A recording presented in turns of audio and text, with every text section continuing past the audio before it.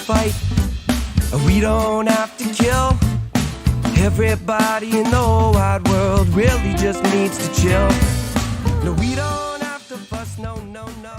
We don't have to fight. Hello, everyone. Welcome back to another episode of Just Chill with Oliver George. This is episode 85, and I'm very excited about my guest. He is one of the hardest working entertainers I've ever met in my life. But before we get into it, I want to remind you, if you're watching this on YouTube and you would prefer audio only, you can get that on Spotify, Apple Podcasts, iHeartRadio, and other places like that.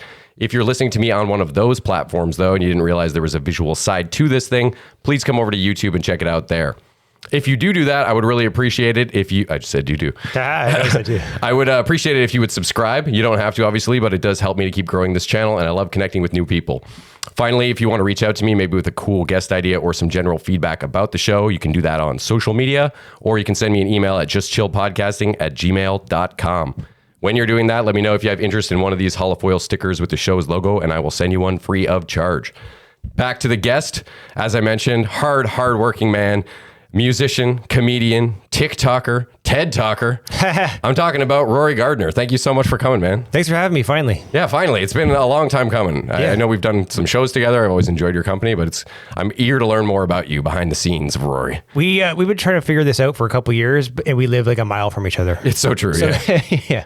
Do your kids go to the same school as mine, probably? Oh, yeah. Yeah, okay. Well, I was it's just like down the street from your house, yeah. I went to that school 30 years ago. Yeah. Oh, no shit. Mm-hmm. So you grew up Ottawa boy, born and raised, same here. Yeah. And actually Nepean specifically, okay. Specifically this area, yeah. So, we should also say Jason is sitting in for my dad. People who have seen the last few episodes know that my dad is currently out in Toronto dealing with my grandfather's estate, which has been, this long process. They're trying to sell his house after he passed away. So thank you, Jason, for sitting in. And I'm glad you and RORY already know each other a little bit. What's up? We go way back into the music scene. We've never really hung out or played together, but, you walk past a bar, it's like you wave and that's about it, right? You guys are familiar. Yeah, Jason Lamb, I should say. You go by Lamb as the last name? You have a hyphenated one sometimes. Leen. Right? Leen. Yeah. Why am I saying Lamb?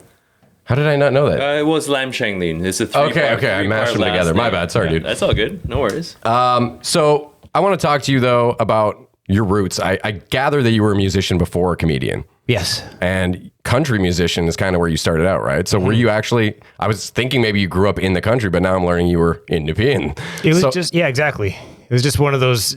we were the same age, right? And so like back in our day when we were trying to be like in a band or whatever, it was just everyone wanted to sound like Creed or Live or something. Or Limp Bizkit or whatever was cool at the time, right? Yeah.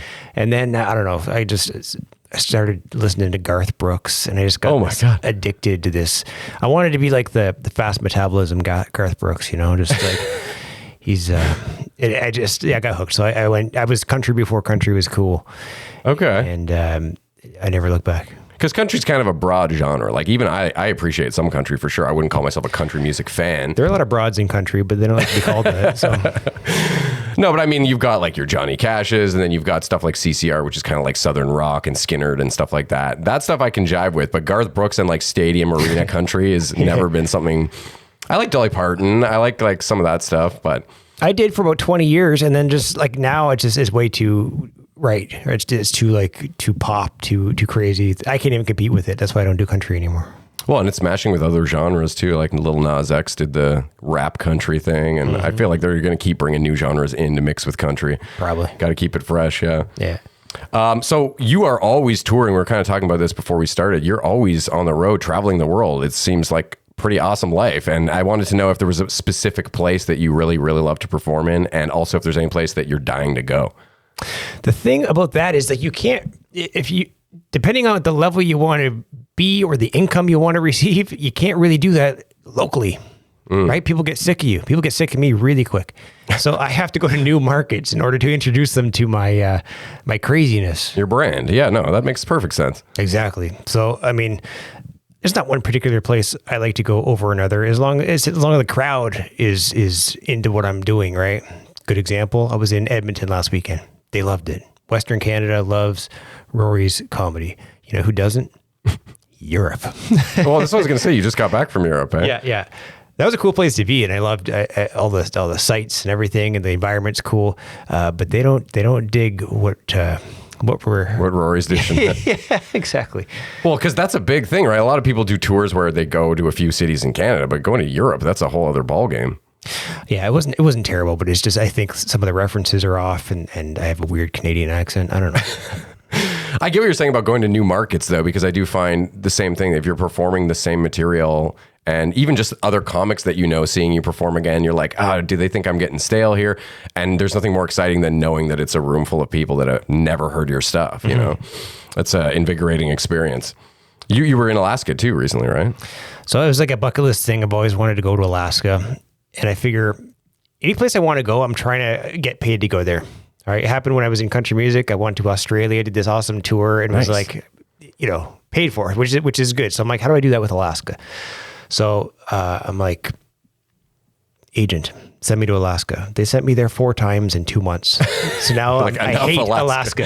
I don't want to go back to Alaska anymore. Well, why did you want to go there so bad in the first place? It's just bucket list thing. Like, I don't know. I don't know what's up there. I went to discover, and there's not a whole hell of a lot. I went on a brothel tour. That was kind of cool. They have brothels up there. Okay. I went on a hike or two, but yeah, once you see it once, you're good for a little while. You don't have to go back every 2 weeks for the entire summer. Well, I was going to say, I don't have a huge urge to go there myself just because like Ottawa winters are enough for me. I don't need to see colder, more northern places. That's true. But it's like Western Canada, but United States. So when did you transition then from just being a musician to starting to dabble in comedy and then eventually combining the two?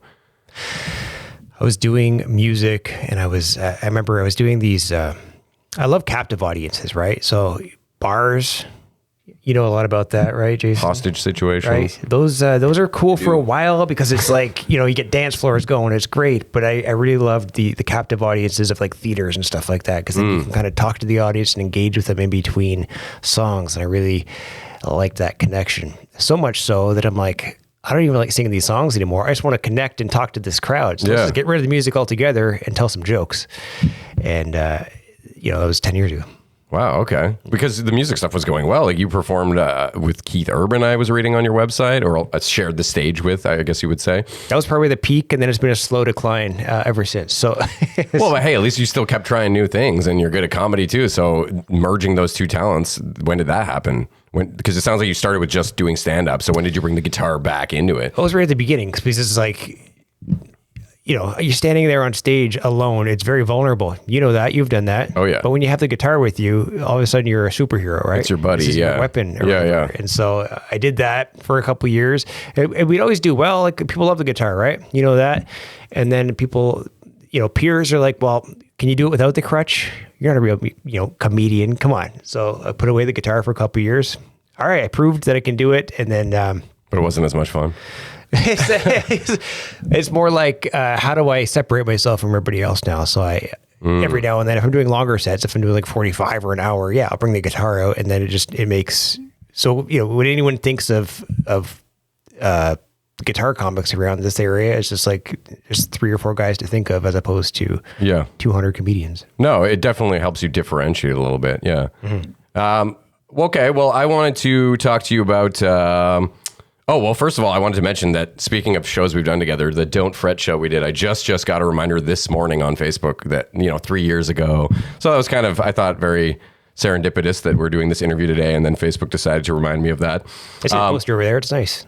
Sorry? Cool room, by the way, too. Oh, thank you. Yeah. I'm sure you get that a lot here, right? A mishmash. Well, some people, I'm sure, if they don't compliment it, then I assume that they think it's like a giant man-child cave. Do you use this like when they're not podcasting? Do your kids come down here and you're just like, don't touch anything? Basically. it's decided to turn into that. I mean, we'll play in the arcade. I guess it's like it's a third of your house. Yeah, no, it is. It's very selfish of me, I suppose. I mean, it's storage, I guess, for all our board games, and we play on the arcade sometimes. But yeah, it is by and large kind of just Dad's podcast studio, don't touch, Yeah. Fair enough. I mean, my youngest is only 5, so he would definitely screw some stuff up in here if he was left to his own devices. I got a bunch of music equipment in my basement. The kids just F around with it constantly. Yeah, the value goes down pretty quick when you get a couple scuffs on there. I was actually, before I move on from traveling and touring, I wanted to know, how does that work in with your life as a parent? Like, do you ever bring them on the road with you, or is it just, a lot of video chats and stuff in those moments? It depends. You know how fickle that can be traveling with children and what have you. Oh, yeah. So it's like... And expensive too, right? You got to pay for extra airfare and all that. Yeah, exactly. So I pick and choose those battles. The ones they come on, like in the winter, I'll generally the home base will be like Florida, somewhere warm. So us as Canadians, we get the hell out of this cold climate. Like last year is a good example. We were there for, I don't know, 2 or 3 months, and we just that was my hub. So they were, able to hit the pool every day at lunch. We were online learning with the school. I was flying out to different places from there. And it's easier because you don't have to go through customs and all that. Yeah, definitely. You have 2 kids, yeah? 2, yeah. Okay, right on. And yeah, it's and again, travel. You have to travel in order to get these gigs, but I try to balance it as good as I can. I don't want to be an absent father. Of course, yeah.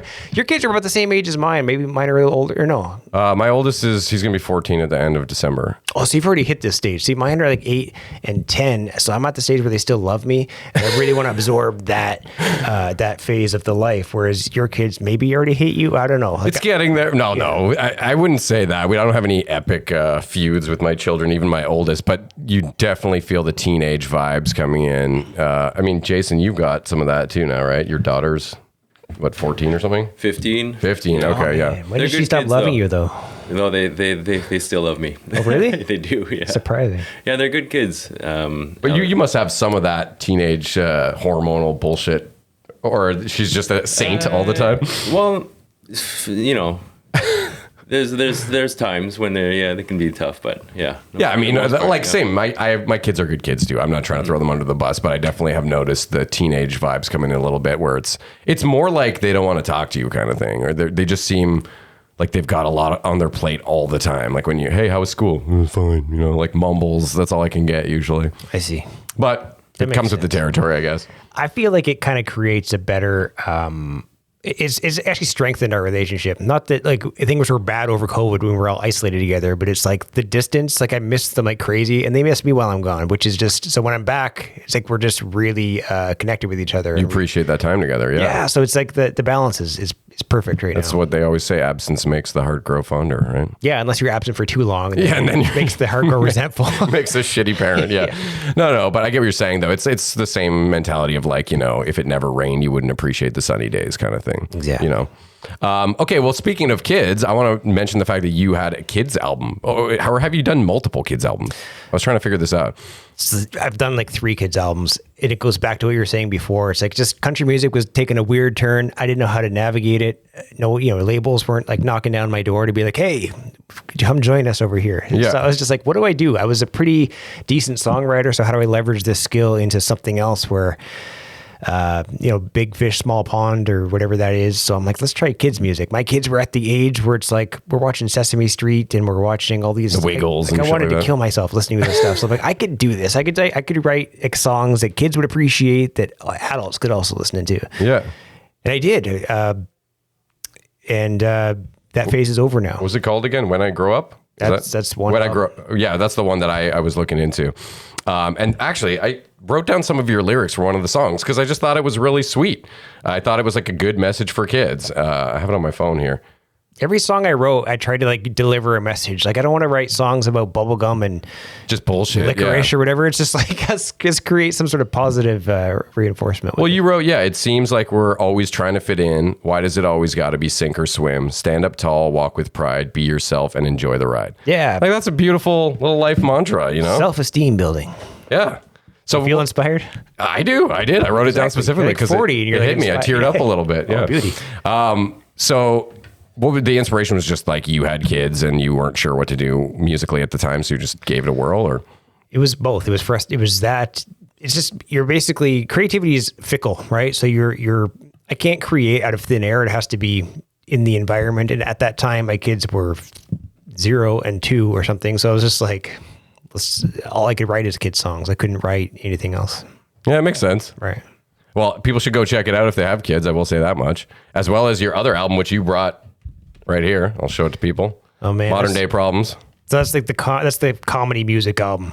I wanted to record like a legit stand-up album. It was 2021, but COVID was weird. The audiences were like screwed up because everyone was in masks and there's plexiglass all over the place. I'm like, forget it. Let's just so I isolated it in a recording studio and I'm like, let's write some funny songs. Oh, there's some great songs on here. I mean, I've seen you perform many times. I'm trying to figure out which ones I know on here. Yoga's Not a Workout. So this stuff I did live was like Yoga's Not a Workout, brand new vegan. Yeah, these are hilarious. And so like I wanted to create a whole album, so it forced me to write other stuff, and so we wrote other things. What else we got? We got like modern day problems, or my wiener won't work like it used to.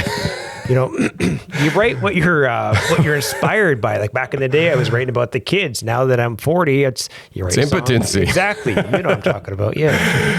Hey, I'm 37 in December. I'm not quite there. Oh, you're still in the prime. Okay, yeah, you'll see. Yeah, I'm born 85. This is episode 85. I guess that's some correlation there. Dude, I used to be young and virile like you. You know what I mean? I used to be lightning and thunder between the sheets. Lately, my weather forecast has changed to a chance of drizzle. That's gold, man. No, I definitely want to listen to the rest of this because I've heard a lot of these songs already. And I actually was in one of your videos after a show that we did in December, and I was vastly unprepared because I remember you asking some guys if we wanted to be in the video, but I had no idea that we were supposed to like learn the song. And now looking back, that sounds really stupid. I'm like, bring your guitar. What do you think I was going to make you do with it? I don't know. I didn't know what the video was going to entail. I didn't know if you were just going to have us. Yeah, I probably should have realized that I needed to know the chords, but it's 3 chords. I figured it out relatively fast, and also it was a show, and I wasn't driving, so I'd had a few beers too, and I just felt like such a doofus, and I thought it was another one of your songs, and I remember feeling very embarrassed, but I very much appreciated the opportunity, so thank you. Ironically, the song is called "What the Hell's Wrong with You?" Yeah, exactly. What was wrong with me? Yeah. I want to know best and worst performances in the sense of like, was there ever a time you went to perform and you had a bad feeling that it wasn't going to go well, and then it totally turned around and it was like surprisingly good, and vice versa? Did you ever have a show that you were so stoked for, but it just like was abysmal by the end? Just expectations weren't met kind of thing. Yeah, I mean, like the Europe thing, for example. Again, it wasn't we were bombing out there. I think we made it through, but it's just in comparison to all the shows they did in the States, where Americans were just like rah rah, they loved it. But so I was disappointed with that. I was really excited for doing that kind of thing.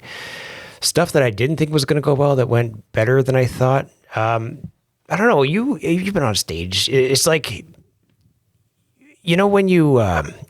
There's this certain energy you can hit where it's like, all right, the audience is they're digging what I'm saying, and now you can kind of just, just take a second, take a beat, and just like now you can maneuver and control a little bit and stuff like that, right? Sometimes you don't expect to get that with certain crowds, but they deliver, and then you. They just kind of fall for you right away, sort of thing. Yeah. It's a nice surprise, and it's nice environment to be in. Yeah, when you feel like you're oozing charm and you're not exactly sure what you're doing right, but you're like, okay, right. I'm digging this. Exactly. It could come down to like anything, like the host. It could be a bad host could just set you up wrong, and now your entire set's messed up. Whereas a good host can create a good energy in the room, and everyone flourishes. And you won the best comic for Faces Magazine for 2022, right? Which is a local Ottawa magazine, but still very, very cool. Does it mean anything? Yeah, it's kind of the joke, right? Everyone kind of says Faces is like because there's so many people in every category. It's like 50 different people you can vote for. And it's one of those things where I guess you can tell all your friends to vote for you and maybe not win justly. I'm not saying that's what you did by any means, but. So I didn't know I was nominated, and then winter came. It was like February, and I get messages from comics in Ottawa. I was like, "Congratulations!" Like, what are you talking about? It's like, you won the Faces Award. I didn't know I was in it to begin with. Damn. There we go. Yeah, that's impressive. Yeah, pretty cool. Damn. Yeah, we were nominated this show for a podcast or something. We didn't win, but yeah, maybe next year. Yeah. Although I did just kind of trash talk Faces Magazine, so we'll see how that goes. Canceled. I want to talk to you about social media stuff because I find it very impressive that you're so able to be so current with like stuff like TikTok. Because for me, when TikTok came out, I was telling Jason, that was kind of the final straw for me where I was like, I have enough fucking apps that I'm already terrible at. I feel old when I go on all these things already. But TikTok was the last straw, and I just kind of didn't delve down to it, which turns out was probably a bad idea because it seems to have blown up massively. But you've got over 150,000 people following you on TikTok. You have over like 50 million views, 3.1 million likes. Like, so how do you stay so current and not like feel old, what like I do when I try to do that kind of stuff, you know? People love watching my mental illness. It's crazy what people will absorb these days. TikTok I was an early adopter because it was through boredom through COVID, right? So there was like the really early adopters, which were tweens. They were just doing dances and stuff like that. And then there were like the early COVID people, and then it was the rest of the world. So I kind of got in there, and I didn't know anybody in the platform because nobody our age was on it or whatever. So I just started messing around with it. I created a few things that I thought might be funny, and I didn't care about being a weirdo because nobody knew me on the platform. Yeah. Right? What do you do when you're alone and no one's around? You have that anonymity, yeah. Exactly. So then I did that stuff, and it blew up like on that platform. So I'm like, gee whiz.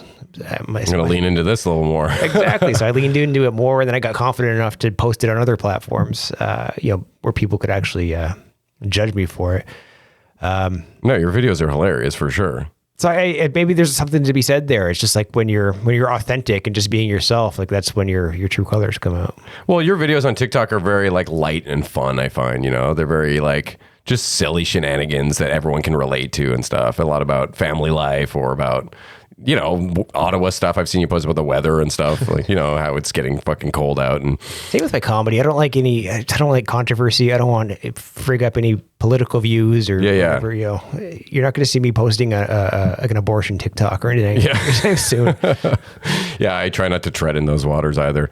I don't know. I mean, some people can do it so gracefully. I feel like there's certain comics who can talk about the most controversial shit and they just weave through it without like really taking any heat. Like people like Bill Burr, he's pretty good at that, where, like he can talk about stuff where you're like, oh, is he really talking about this? And by the end, you're like, oh, he made a good argument.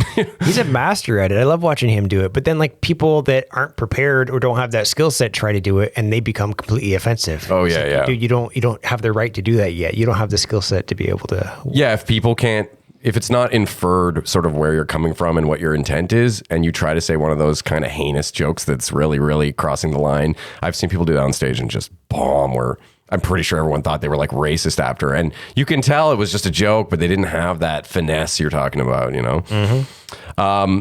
I'll ask Jason, do you have a question for Rory? Normally I throw it to my dad if he's got, you guys are musicians, so. Yeah. I was wondering, since you were brought up in my neighborhood, like where did you start playing music at the beginning of everything, First gigs. Yeah, first gigs. Yeah.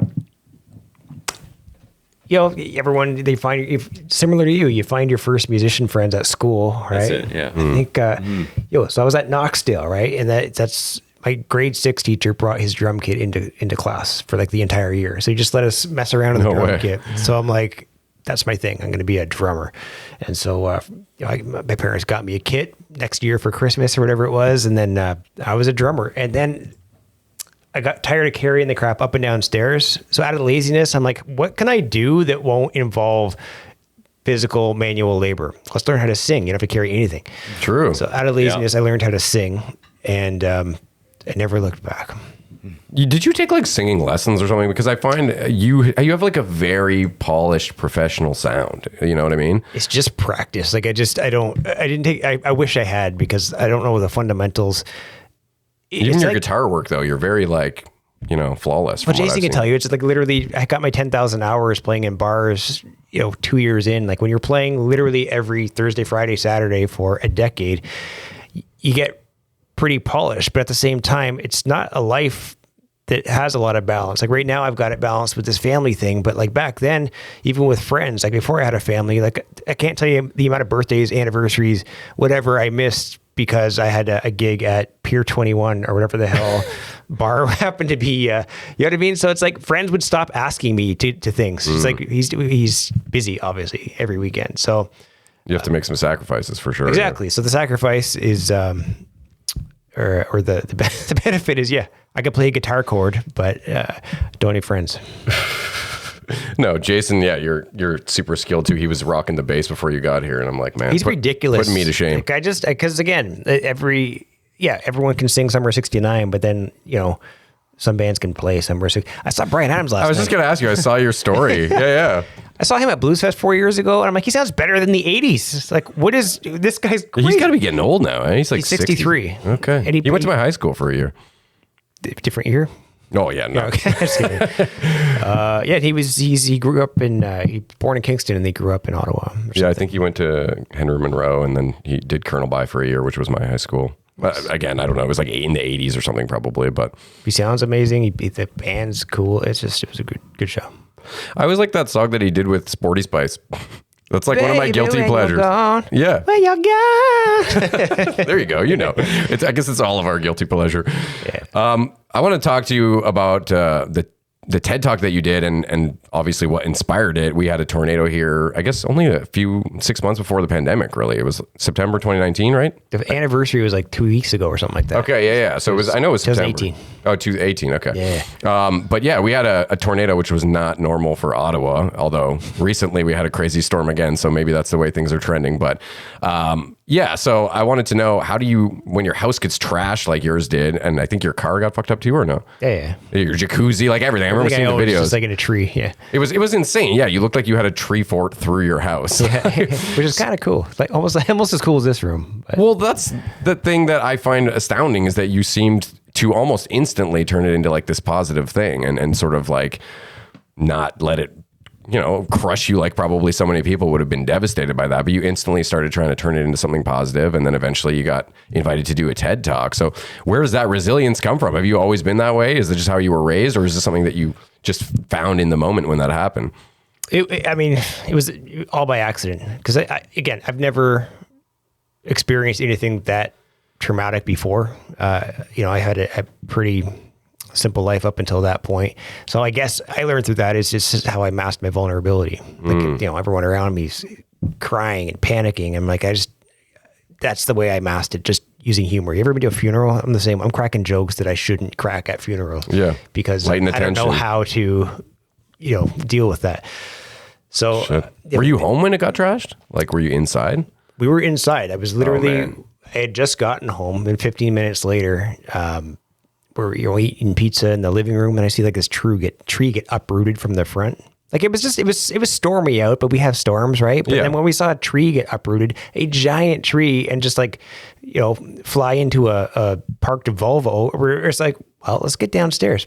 So, yeah, this is next level. Yeah, exactly. So we rushed to the basement, and it was 20 seconds later. It was done. Like, that's how fast it was. Fuck. Yeah, because you were right in the path. I remember seeing that whole area. It went all the way to that Tim Hortons that they ended up having to shut down because it was like just too damaged beyond repair, I guess. Mm-hmm. Yeah, and then it seems like the storm we had back in May, it very much was a similar region. Like, I don't know what it is up with I recognize this area. Because I was playing a gig at, Rib Fest or something like that. And I saw the storms coming in. I'm like, that does not look like a regular, because I've seen it. This looks familiar. Right? Yeah. So like, I know this fucker. Get home. Yeah, no, I'm racing home, and I'm getting in the garage, and all of a sudden, the tornado warnings start happening, and we can see it. And I lost more stuff. I had a cool ping pong table in my backyard that's in the goddamn neighbor's pool now. And it's just like, how is nothing compared to the first time, though, right? I'm a magnet. Okay, so that was this May. I did the original tornado. There was a big one in Barrie last June, right? And that decimated an entire neighborhood. I was in Barrie when it happened. Weird. It happened 1 block from me. I'm like, it's my fault. Like, I don't know. Maybe I don't recycle enough. I don't know what it is. You're some sort of omen for Mother Nature just has a nail for me. Crazy windstorms. Wow, that's nuts, man. It's like, what's that? Final Destination. She'll get me eventually. Yeah, I just showed that to my kids, actually. My oldest two just watched the first one. They're pretty good movies, man. They hold up. They're hilarious. Yeah, they're ridiculous. They're like campy. They're over the top, but like, I kind of love that you know what you're getting when you watch a Final Destination movie. Right. There's always that big opening crazy scene, and then it's like watching them get picked off. How are the creative kills going to happen? Yeah, it's good stuff. My cousin actually worked on Final Destinations, doing the no way. Yeah, the after, like the DVD CGI kind of stuff. No, just the DVD portion of it. And actually, one of my old bandmates did the animation of it. Oh wow! Yeah. I rewatched another one too, not Final Destination, but another Devon Sawa movie. Have you ever seen Idle Hands? Yeah. That's with Jennifer Love Hewitt, right? No, it's Jessica the other Alba. one. Yeah. And there's also the dude who played Foggy Nelson on Daredevil. I don't know if you watched Daredevil on Netflix when that was around, but wasn't that? And Seth Green's in it too. He's the guy who gets the bottle in his head, and it's still got some charm, but I wouldn't say it held up as much as I thought it would. When I was telling my kids, I was like, this movie's fucking amazing. And then we watched it, and I was like, oh, it's okay. So if you had to choose, would it be Jessica Alba or Jennifer Love Hewitt? Like, who's the bigger babe? And who did I crush on more? I would probably say Jennifer Love Hewitt was definitely more of a crush for me. Like, that was I know your high school thing, summer. where Jessica Alba was a bit younger than us, probably. So she was more of a... Jessica Alba always just seemed too too Hollywood. She like the spray tan look, and like, I'm not saying she's not attractive. That's not a like, spray tan. She's Latino. Oh, is it? Okay, Yeah, my bad. yeah. Well, she seemed like she put extra bronzer on, maybe a little bit. Like, she always had heavy makeup. I thought like that. She looked very Hollywood, very like I don't want to say fake, but I don't know. Yeah, maybe it's just. Whereas Jennifer Love Hewitt looked dumpy the entire time. Is that why? I don't know. Yeah, I don't know. I wasn't expecting that question. They're both attractive women, of course. It's a win-win. I think, yeah, Jennifer Love Hewitt was just because I watched those movies. I was a big fan of I Know What You Did Last Summer, and they came out at the right age for me, where I was like 14, 15, popping boners every 5 seconds. Playing with yourself, watching Can't Hardly Wait. Well, yeah, and Sarah Michelle Gellar was in those movies too. The other one, no, the hottest movie for Jennifer Love Hewitt, I will say, if we're going back to teenage spank bank stuff, is Heartbreakers. 100%. Jason, I was expecting him maybe to be like, oh yeah, Heartbreakers. No. Jason pimes up. He's like, oh, I like Gene Hackman in that movie. It's awesome. Yeah, Sigourney Weaver was like the older, like, cougar type character or whatever. Yeah. Anyone who hasn't seen it. And what's his name, who just passed away, was in that too. Ray Liotta. He was the guy that they were conning. That's true. He had like the construction company or whatever. It's actually a pretty funny movie too, but it's well written. The scenes, yeah, there was a few scenes that got rewound a few times. Shit, I wanted to say with your country stuff, I was super impressed. I remember you showing that you were like on a billboard in Nashville. Wasn't that with, you did a duet or something with Natalie Jean? Yeah, that was pre-pandemic or I don't know, something like that, where I wrote a song a couple years prior, and I cut a demo in Nashville, and it was like, just wasn't feeling it. You know what I mean? It just didn't work for me. And then Natalie reached out. She's like, I'd love to do, she's not primarily a country person. So she reached out. She's like, I want to do a country song. I'm like, I got this thing. Maybe it'll sound better as a duo, a duet or whatever. So we collabed on that, and it worked. You know what I mean? So also, yeah, you had like 100,000 streams. I saw you holding like some sort of certificate you got for that. I mean, I got that too early. Like it's up, it's like 250,000 streams or something like that. Yeah. I assumed it had grown. Wish I had waited. Yeah. That's impressive. That's got to be, especially being a guy with a love for country, to be like on a billboard in Nashville. That's got to be like kind of mind blowing. I mean, it was temporary. It was pretty quick, but it's still. Yeah. I don't know, man. I think Nashville's like the mecca for country, right? So if there's any city to have your country song be on a billboard for, that's the most impressive one, I suppose. So yeah. But it's again, and that it came after my all the most successes I've had in country came after I said I'm being a comedian now. You know what I mean? So it's like it's maybe when you put less effort into something, that's when everything happens. Is that? No, I totally get what you're saying. Sometimes if you focus too laser in on something, you self-sabotage, or like you take a step away, and sometimes then you can see clearly. I get what you're saying. I don't know if that's what you're saying. No, it is. I don't know why that is a thing. It's like the opposite of what everyone tells you. There's a song by Slightly Stupid. I don't know if you're familiar with them. They're like a reggae kind of band from SoCal. Their interesting thing was that when Bradley Noel of Sublime was alive, he signed them while they were still in high school. So that's kind of one of their cool claims to fame. But they're a great band. Anyways, they have a song where the chorus is, the harder you try, the less you succeed. Don't try it all and get everything you need. So it's very, that's a cool line. On point for what you're discussing. Clearly, you're not the only guy to have that thought. Remember my first, so it was 2008, and like my first album in Nashville, and I was really excited because it was just like, that's where everyone records. That's where all my guys record. So I'm like, let's go down and do it. And we got all the same guys. Like we got Reba's a guitar player, and Jason Aldean's drummer, or whatever the hell. Like it just, everyone was like, dream team. We're good to go. So like, I'm going to bring this thing back to Canada. Radio's going to love it, and we're going to be a country music rock star. Radio hated it, and I didn't become a country music rock star. But I'm like, all right, cool. I put it on YouTube. I'm a failure. Let's just let it sit there for a while. Everyone can download it for free or whatever. 2 years go by, and then this ad company in New York calls me. They're like, hey, we heard your song, Break Free, and we'd love to use it in our ad campaign for some pharmaceutical product. Like, sweet. Sure. I thought it was like prank call, so I just hung up, and they called back, and the thing got played for like 4 years. It was like in a commercial with Kevin Nealon and Arnold Palmer and like Chris Bosch. Wow. NASCAR, Brian Vickers. They just kept renewing the thing, right? Sounds like a good paycheck. It was a fantastic paycheck. I ended up paying for the next 5 albums. Oh, sweet. Co-wrote that song with someone. Like one of the guys bought an engagement ring. The other guy put a down payment on a house. It was just like, That's amazing. So again, the album I thought was a complete flop just ended up being, maybe it goes back to what we were saying before. It's just like you have your horse blinders on, right? So you don't see everything else, the other opportunities around you if you're laser focused on that one thing. I don't know, but that's very cool though, that you got that kind of airplay on like a big syndicated ad. It opened up my eyes to a thing that I didn't realize even existed. So I was happy to see that. It's just, do you know what the medication was? It's called Xarelto. Actually, or like what it's for? It's blood clotting or something like that. It's like, so it would have sucked if it was like for herpes or something. Right. No, it's a blood clotting. It's like brought to you by Rory. Exactly. And I used to tell a joke on stage. It was like it's cool to have your stuff in a commercial, but it's like no one's coming up to you after the show. It's like, oh my God, your song about blood clotting really got me through some tough times. Like, it's not really rock star, right? But it's whatever though, man. That's still impressive, I think. I mean, all the things we've been talking about are super impressive, and that's why I said off the top that I honestly think you're one of the hardest working entertainers that I've ever met, because you're always working your ass off and you're always doing different styles of shit, which I also think is cool. Maybe because I try to aspire to do the same, keep dabbling in new creative endeavors, but respect. No, I wish I could. To a fault though. Thank you for saying that, but I feel like I get overwhelmed pretty easily. So, what, like anxiety, you mean? No, just in general, like it's just I take on too many projects, and then like now it's just like I'm trying to like balance a lot of plates, and then now I have to like it takes effort to like take things off or take plates away or whatever. So as I get older, I'm really trying to mitigate that. Dude, I've been doing the same thing lately. Like this whole season, I was telling Jason before we recorded that this has been kind of a slow one for me. Normally, the first couple seasons I did 32 around episodes, 33 maybe.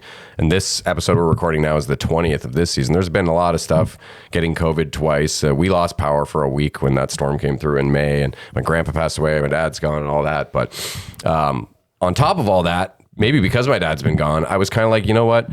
I'm just going to try and take some time and just fucking chill out a bit, because I felt like I was just stressed out all the time.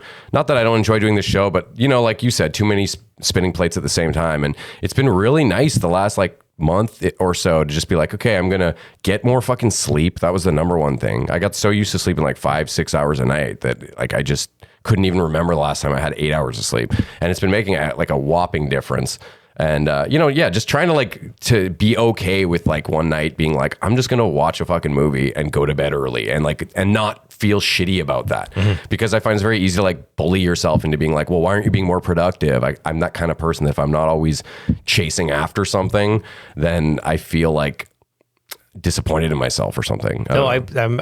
I'm suffer from that like crazy. Yeah. I don't watch TV by myself because I feel guilty. Like I should be doing something creative. So like if I'm watching TV with the kids or whatever, I'm socializing. Yeah, it's an activity then. Yeah. Or if it's with a lady friend, then it's like a date movie or whatever. Exactly. Yeah. So that's that. And I was telling Jason before the thing started, it's like when you're playing like 5 or 6 days a week or whatever Jason did or for several years, like 15 years, it's like you don't have any inclination the next morning to pick up an instrument and write an original song. Like if you know what I mean, like you're just exhausted playing till 2 a.m. And once you back away from that for a second, once you get some headspace and you can free your creativity a little bit, I think that's when you can flourish a little bit more. You know what I mean? You come up with new ideas that might take you in a direction that you never really thought possible. Yeah, well, you seem to be a master of that, man. I'm always interested to see what your next thing's going to be. What do you have coming up other than touring? Is there something new that you're working on?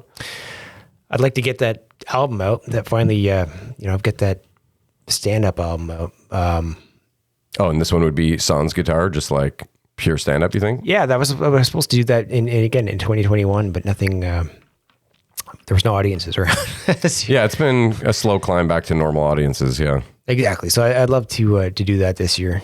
And, but then again, you know how it is. It's like you're working on jokes. And now I'm coming up with new stuff. I'm like, what narrative do I want to do? And I'm just trying to figure out the right opportunity. And I'm impressed by anyone that does a special, because I know a lot of people will record it like 4 different nights in a row and edit the best parts together. But to me, just coming up with like 45 minutes of material or whatever, I've never been able to do that. And I'm not ashamed of it or anything, but, I could maybe do like 20 minutes and I'd have to pull some shit together.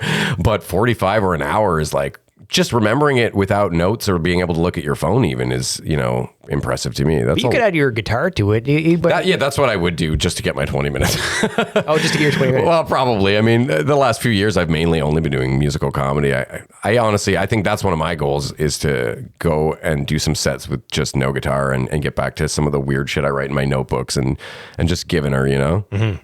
But anyways, yeah, no, there's always more time to keep trying or go back to things like there's never any limitations except for the ones we put on ourselves, Yeah, exactly. This is turning into a lot of motivational quotes. It is. We have a lot of cliches here in this. Yeah, whatever, man. I think a lot of cliches are fucking adorable. I live by that stuff, man. I'm a self-help junkie, so I'm a basic bitch. Yeah, I love it. I don't know. Although I don't like pumpkin spice. I'm not a huge fan. That's supposed to be a basic bitch thing, but right. I find, Kelly loves pumpkin spice. But for me, it's this time of year, it's just oversaturation. Everything is pumpkin spice. I haven't been to Starbucks in years. I lately I've only been drinking black coffee, and their black coffee sucks. So it's just why I haven't been. Especially when it's like $8 for black coffee. Yeah, exactly. I used to go. What was it, like caramel latte or something like that, or caramel macchiato? Like that was my thing. I never liked Starbucks. I always found it was overpriced, and whenever I tried a fancy drink, I always felt intimidated just ordering because I never knew what I should be getting. So I would always just be real with the cashier, like sort of tell them what I was after, and they would always give me some super sweet thing with a bunch of whipping cream, and it's just overkill. I don't know. I like my McDonald's coffee, if I'm being honest. So do I. That's all I have. It's the best brew you can find from a big name. Yeah. Yeah, exactly. Okay, I got some fun questions for you. What is your most embarrassing childhood memory? Unless it's traumatic, obviously. My dad fingered me or something.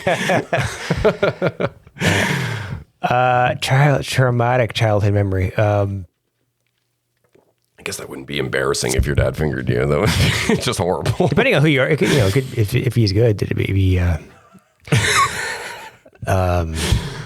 I don't know. I used to have like a runny nose throughout my entire childhood. And I even got surgery to get my adenoids taken out. Oh, shit. And so like my nose would run constantly. So all the kids at school called me Snotty.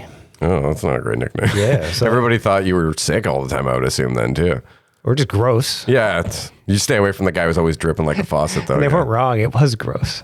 Shit. Yeah. That's pretty embarrassing. So the most traumatic experience would have been, over 6 years of preschool or whatever. Of nasal teasing. Yeah. Well, now next time I see you like at a bar or something, I'm just gonna be like, "What's up, Snotty?" There you go. Please do. No, I can beat that though. I was not sure. I mentioned this to Jason, but I don't know if I've told this on this podcast before, but an embarrassing childhood memory for me that still makes my dad laugh is when we went camping, and my first time camping when I was about 10, grade 4, something like that. And we went to the beach all day, and I had to piss really bad, and I didn't want to use a porta potty or whatever. I was just kind of holding and think I'd make it back to the campsite. And it was a long walk back to the campsite. So at some point, I'm like, I got to go pee. And I ran off to the side. My brother and my dad kind of just stayed on the path.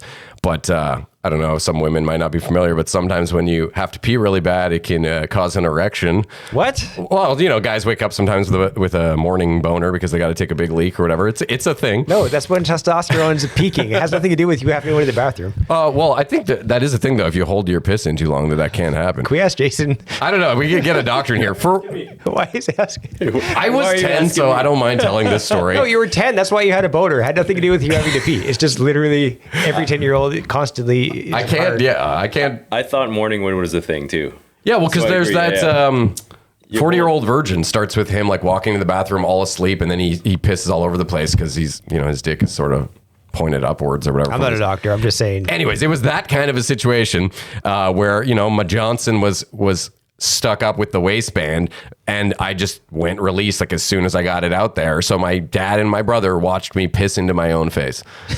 and if I bring it up, my dad still like starts laughing and tearing up because he just has this visual of his son like pissing in his own face, saying like, it's salty. So yeah, that's I think slightly more embarrassing than Snotty, but I was young, so I'm not accountable for that. I don't feel embarrassed really talking about it. Now you're older now. It's in the past, right? But at the time, it was mortifying. It sounds mortifying. It was like something I didn't think would ever happen in a million years. I certainly didn't think there would be an audience. Right. And, at least you were in a safe space. It was just your family seeing it. Exactly. It wasn't your entire class. Yeah, exactly. Unless your dad's been bullying you for the last 30 years, but... There's a guy I know that he this dude I used to live with when I was first moved out when I was like 20, and he told me a story about how he went on a school field trip to Papanack Zoo outside of Orleans or whatever, and that the little monkey, there's like a little baboon in there who I've seen him like playing with his noodle. I remember seeing this monkey playing with himself a lot, but he told me when he was with the class trip that the monkey actually jizzed on him.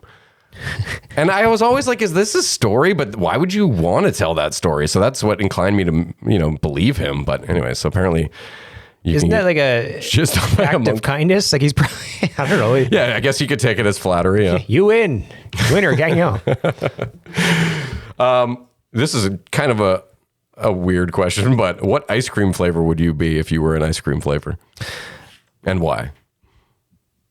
It's a weird question. I was going to say...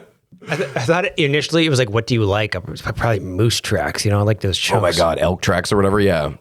Hey, funny story. That shit's so good. Funny story to evade this question. Ben and Jerry's, you know why they have so many chunks in their ice cream? No. Because one of them, Ben or Jerry, doesn't have, you can't taste anything. He has no taste, so he likes the texture of the chunks. Really? Exactly, so that's how it happens. I did not know that. Yeah. Crazy. That was an interesting factoid. Mm-hmm. So if my ice cream flavor was anything how I make love, it would probably be vanilla. I'm very disappointing. Yeah, it's the missionary flavor. Yeah. How would your parents describe you? A little extra. A little extra. I feel like parents just want children to be safe. You know what I mean? Just like you just get a government job and just sit there for 30 years. Just we know you're going to be okay. Right? They don't want... When you have a pension plan and all that. Exactly. So, but were they supportive of your musical talents and your comedic skills? Or they were kind of telling you to do that, but like have something in your back pocket? Exactly. Yeah. Yeah. But what about now, though, when you've had like plenty of success in that field? I feel like I've proven it now where I'm able to sustain a family or whatever. But yeah, you're like 50 million TikTok views. That doesn't translate into anything. Like literally, it's Chinese spyware. No offense, Jason, but it's. It did kind of pop up overnight. TikTok. I felt like it was just like one day, all of a sudden, everyone was fucking talking about TikTok. Even Donald Trump was telling people not to download it. Exactly. Like in Canada, it's the Creators Fund doesn't exist, so you can't get paid for your TikToks here in Canada. Oh, really? It's a shame because no way. We were cooking for a while. Yeah, and then fuck. And then I had this conversation with someone yesterday. It's just like out of all that, like, what is TikTok giving you? Nothing really. Well, exposure, and hopefully they check out your other stuff. But it's no investment in exposure. So like I'll be doing like this over the winter. I was doing cruise ship gigs, and we get to use this cool theater with this LED wall behind you and stuff, so I can actually bring videos into the show, and it's really yeah, that's really awesome. Cool element. So part of the show would be me showing a TikTok, and then I would show these stupid comments people use on the. Anyway, long and the short of it is like half the audience has already seen the TikToks. It's like, we already follow you. We just didn't recognize you without your cardigan or whatever. Okay. So I'm like, so yeah, it's exposure because they know the association, who I am now. But you're this familiar face, like. But exactly, what does that get you? Oh yeah, you're that guy. All right, let's go to the casino. Well, hopefully they enjoy your content, so it gives you like a favorable edge with an audience. Maybe before you even perform, they're already like, "Oh, I've seen this guy. Yeah, he made me laugh while I was on the shitter." Like right? Yeah, they have a good vibe coming from you already before you even open your mouth. Maybe like I don't know. I didn't know that. I thought you were making money off TikTok. I had no idea about that restriction for Canadians. That sucks. I mean, if I had that many subscribers on YouTube, that'd be different. Yeah. YouTube it's a fucking slow burn. At least I've found. I mean, I finally make a tiny bit of money off YouTube, but it's peanuts. I find shorts have been big lately on YouTube. So I just repurpose all the TikToks through shorts and same sort of thing. So those pop huge, but the monetization's not there. So I have millions of shorts videos now. Like you can only monetize the long form ones. Oh, really? I didn't know that.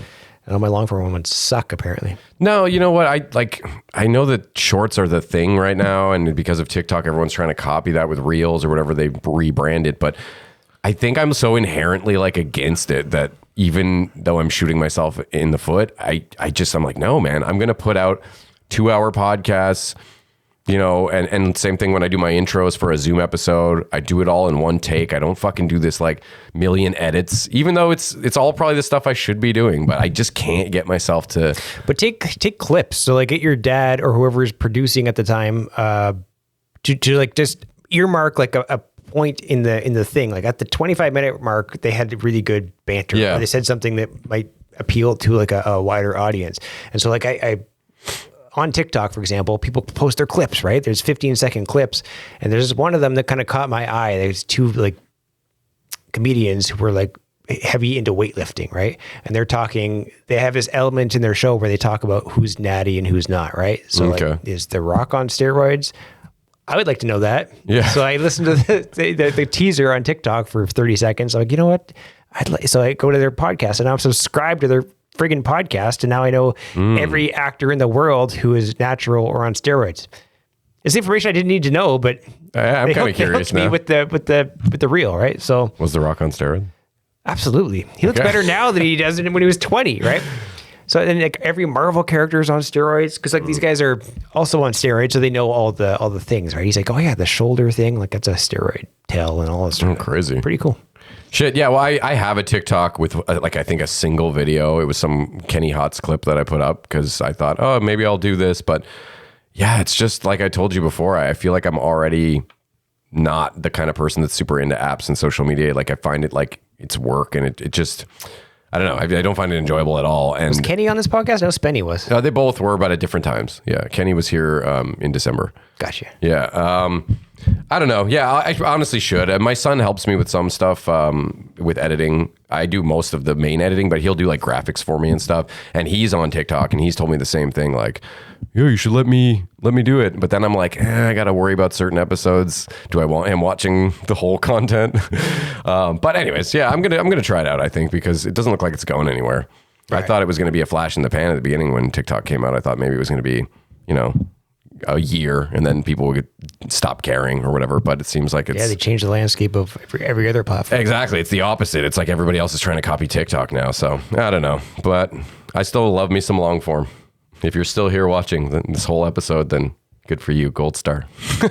There it is. Yeah. Kenny, I met Kenny on a plane. I think I was headed to New York for a showcase or something, and he was headed back to Toronto. They just performed in Ottawa. Oh, nice. And I wonder if that was this show. This was December when he was No, this was a couple years ago. Oh, okay. And we got to talking. He's like, oh, I found out I was a musician. He's like, I've been trying to put something together. Like, but let's collaborate on a project. I'm like, cool. What do you have in mind? And he sends me these lyrics. He's like, let's create some funny songs, and then we'll put this whole thing together. We'll go on tour. It'll be a lot of fun. So I was like, cool. Send me your lyrics, and we'll figure it out. The most vile like thing on paper I've ever seen or read in my life. I'm like, buddy, I spent like a decade like trying to get. You're like, I have a kids album. Exactly, right? Inspiring children's music. I can't go tour the world singing this stuff. So yeah. Unfortunately, we had to... Did you expect anything less from Kenny Hotz, though? I didn't know what to expect, but it didn't work out, obviously. He's like known for being nefarious and vile and all that, but like I got to say, from meeting the dude, I thought he was like a really sweet guy. Like I think a lot of that is a played up sort of character. He's a good hang. Like we got along great. It's just creatively, it just did do our brands are different, maybe. No, I can understand why you might not want to sing those songs. I mean, I don't know what the lyrics were, but I can only imagine. I've heard his songs about Spenny being born in a dumpster can from a homeless guy's jizz or something. Exactly. Jizz in a diaper, and then Spenny was born. I think that was the first verse. And so it goes back to your last question. If I had probably sang that or recorded that, my parents would probably be disappointed. Yeah. You have to explain the context. Like, no, you should watch their show. This shock humor. Exactly. No, yeah, he's a really nice guy, though, from what I gathered.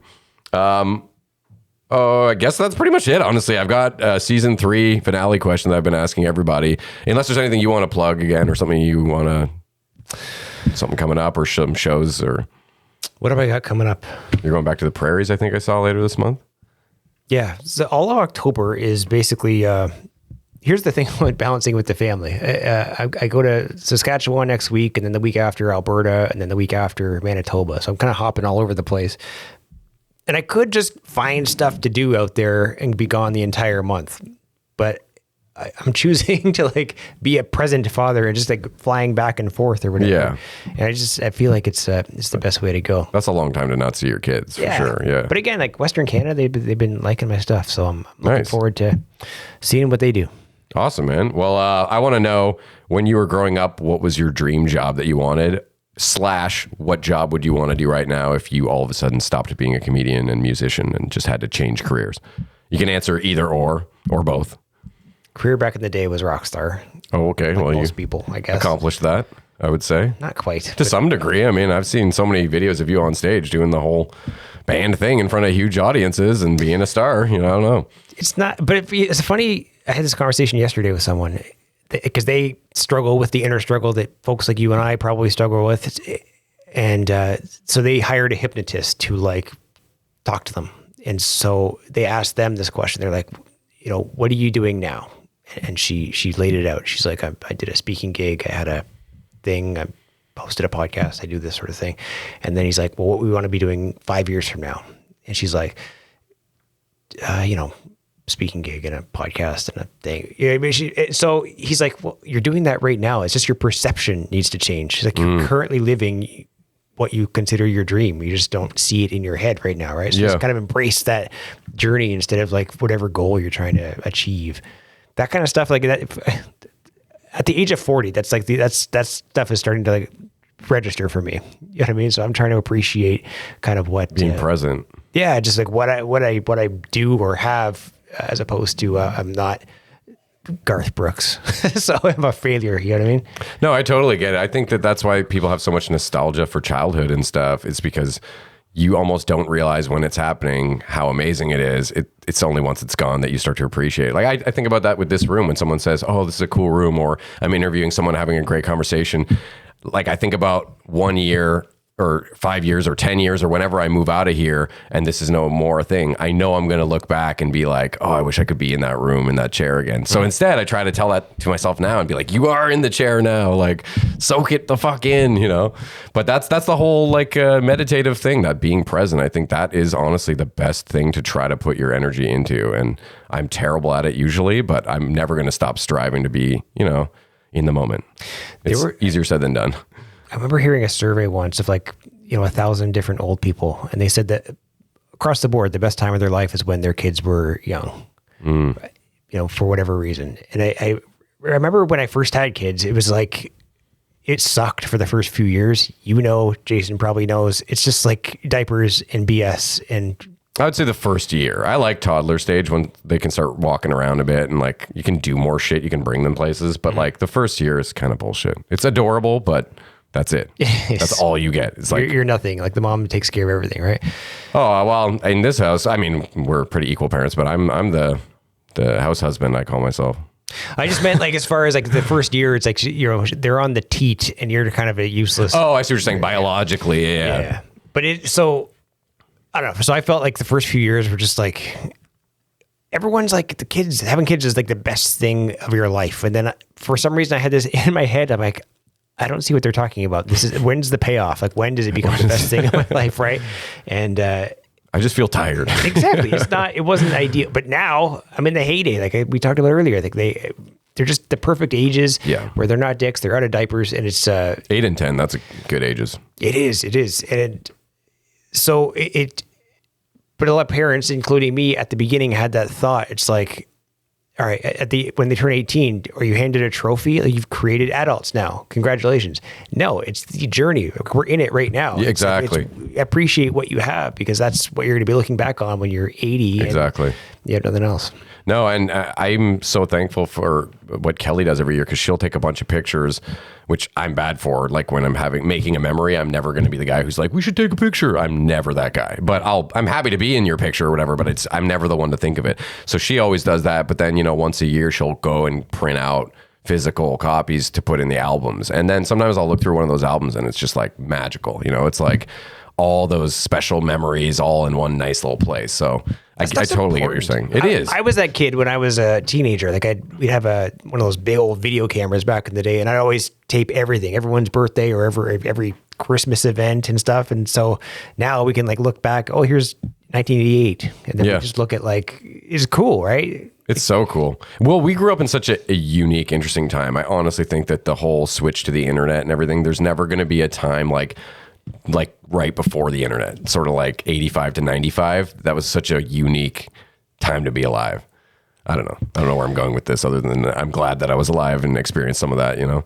It's weird. You and I didn't grow up with internet in our formative. Oh, you actually, okay, you're a few years younger. So it's when would you guys say the internet kind of like... It was probably like 95 or something like that. But right? even then, that was like AOL and it was like the shitty internet. Me and my buddy would get together every day across the street, my best friend, right? And we'd play Mario Kart because we were super cool. And we'd queue up the old internet and we'd be like let's look up, who's called it? Cindy Crawford. This is 1995. Yeah. And let's queue up a JPEG, right? And then you queue it up and then we go play one of the Grand Prix. We come back. It's like, oh, yeah, we see the bottom of our neck. Cool. Still loading. We go back, play another Grand Prix. By the end of the entire thing, maybe we could see like, shoulder blades or something. But it's... I know, right? Like kids are just jumping on Spotify and listening to whatever the fuck they want. And like I remember like coming back after school to see if one song had finished downloading, and then you had your Winamp player. And, yeah. Oh man, good times. It was a good time. I got rid of all my CDs recently too. You know, you did the purge finally. Yeah, you give them all away for $0.01. They cost me like $15 each or something. I have a pile in that bag. It's full of CDs. They were all in my car. Was my thing. I just kept every CD I owned like in the trunk. I had like 3 different book, whatever those things are called, CD books. And then eventually my CD player shit the bed and it kept like trapping a CD in there for a long time and it would randomly pop out. So I had actually the Best of James Brown, disc 1, in my car for the last like 4 years. And it was a good album to have stuck in your car, I got to say. Way better than disc 2.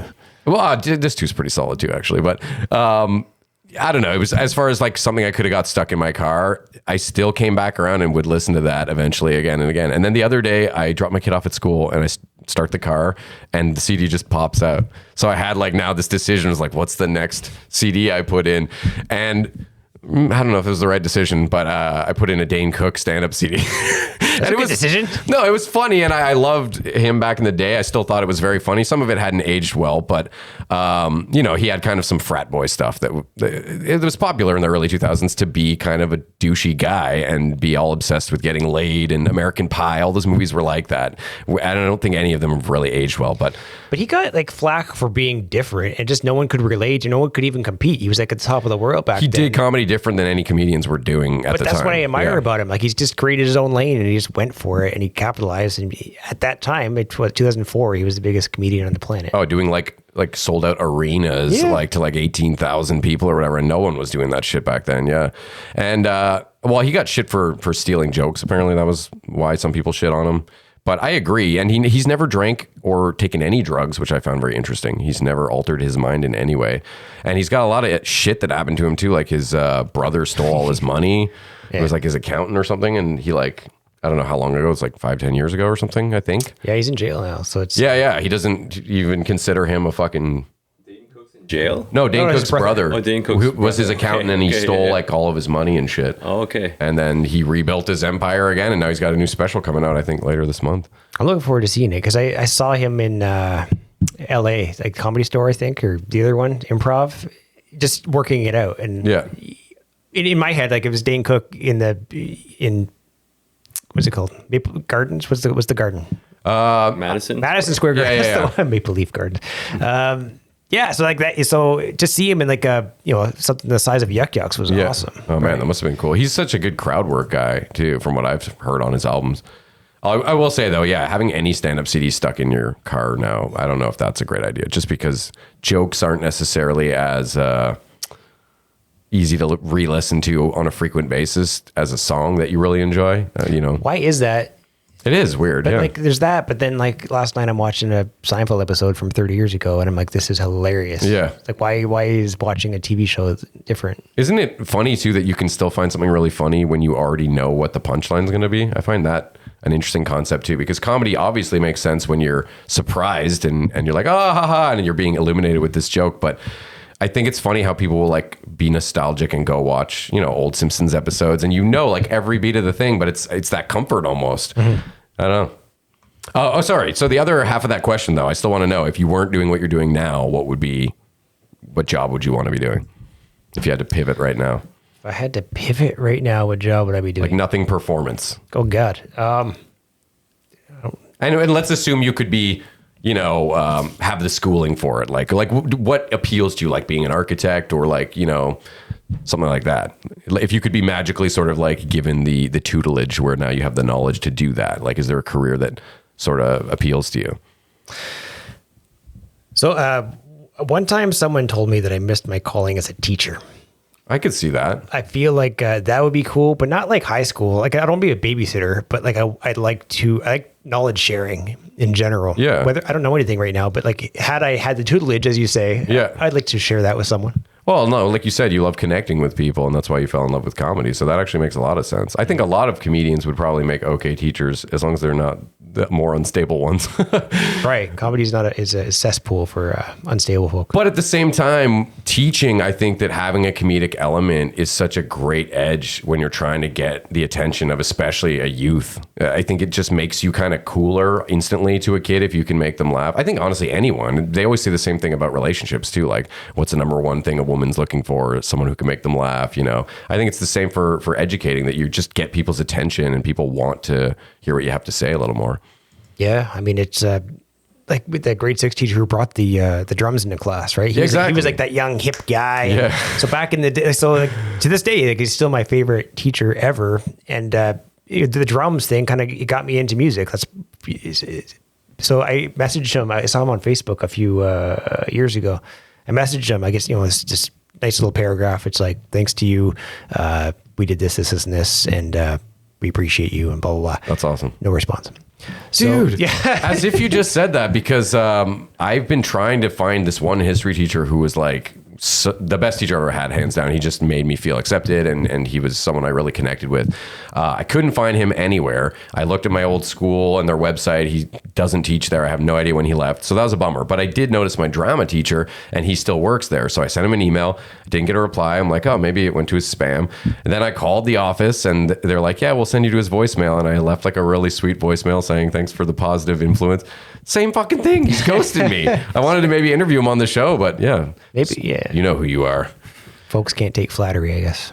Yeah, I know. I guess, like, I don't know. Maybe I was thinking maybe he didn't like me. Like, maybe I was a student that he didn't like. But then I'm thinking, well, it's been 20 some odd years since I graduated high school. You think he would give me a chance that maybe as a grown up, I'm not the same annoying kid I was or whatever. But yeah, it's a bummer. I would really like to speak to somebody like that had that kind of positive, you know, impression on me. You should mail him disc 2 of the James Brown CD and see if he... Oh, James Brown, man. Fuck. I have about 10,000 of my own CDs in my basement right now. Oh, really? Like ones you were merch or whatever? Yeah, because I made them before, you know, when CDs were cool, and then no one's buying a CD. Unless you're in Alaska. People love CDs in Alaska. Oh, man. Because I don't think they've heard of Spotify. Is this your comedy stuff or your older just music album? Like a bunch of country stuff. Like, you know, the kids' album, everything. But it's, yeah, I don't know. I should have got rid of them at the time, but no one was buying. Yeah, well, I guess if you ever do a show, you could give them out, and just to try to, like, you know. So that's the thing about these Alaska audiences is it's an older crowd on these Alaskan parts, and so they were there enjoying the show. It wasn't like a rah-rah, you know, middle of America thing where everyone's just, it's a party place, but they enjoyed the show, they clapped, all good. But then there was like a lineup I'd never seen anything longer, that people who just wanted to you know, pick up a CD just to listen to when they brought home, because like these are the demographic of people who still have CD players. And so I'm like, cool, I have tons of these. Just take them all. Maybe you'll get stuck in someone's car. Yeah, exactly. And then they'll listen to you for the next 4 years and become like a super fan. That would be a fantasy of mine. Shit, well, man, this was fun, and I don't have anything left here, so I guess we'll wrap it up. But thank you for coming. Thank you, Jason, for coming. I will say this might be the finale. I considered Rory a good enough guest to be the finale guest, but I'm still maybe trying to set up one more with my dad coming back next weekend. So I'm on the same level as Fred Penner. Wow. He wasn't a finale guest, no. Oh, so I'm one-upping Fred. I mean, honestly, like, I never planned that. Usually they just worked out well that I managed to get like a really cool guest for the finale. But I think all my guests are cool, so, you know. During the intro, when you're like, yeah, if you have any guests you'd like to suggest, does anyone just like, yeah, you should get Harrison Ford on here? Like, I honestly, dude, I don't even get a lot of fucking messages. Like, the fact that I still do that intro is probably like not even worth it, because I've had the odd email here or there, but it's really not. Even the free stickers, I've maybe sent out like 4. I'll take one. Sure. Yeah. Thanks. Hey, man. But you know what? I like to leave that line open just in case. But I have had people suggest people, but it's always usually someone that I never heard of. It's like, oh, you should have this YouTuber on or something. I'm like, okay, I'll look into it. Oh, my Uncle Ned's a really good talker. You get stuff like that where it's like, oh, this girl I know, but then they don't tell me any reason why she would be an interesting guest. It's just like, you should have my friend on. She's really cool. You know, like I need more than that because I don't really know the angle there. I'm not, what am I going to write questions about? Like, you know, but anyways, yeah, people want to reach out. You could be the 5th email I get. There you go. Anyway, this was fun. Yeah. Did we high five already? I don't think. Did we? Give me one of these. Oh, we'll do a fist bump. Okay. Thanks. All right. Peace out. Thanks for having me.